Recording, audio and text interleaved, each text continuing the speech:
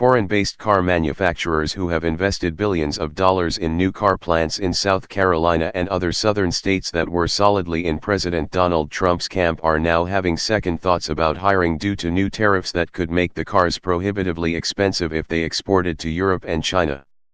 According to the Wall Street Journal, BMW, Daimler, and China's Zhejiang Geely Holdings Volvo cars have been making massive investments in production facilities with the intent of making more luxury automobiles in the US that would then be sent overseas.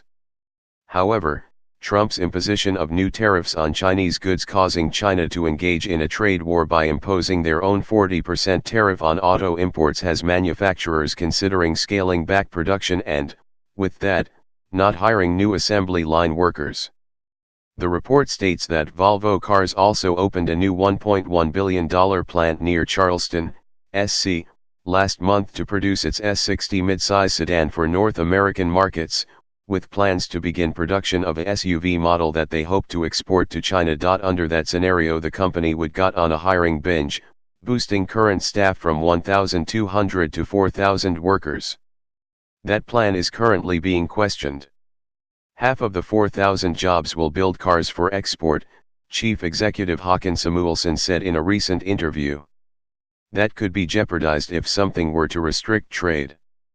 BMW, which has invested $8 billion in the plant in Spartanburg since 1992, is faced with the same 40% tariff on any vehicles shipped into China, which has rivals who manufacture outside of the US excited about increased sales.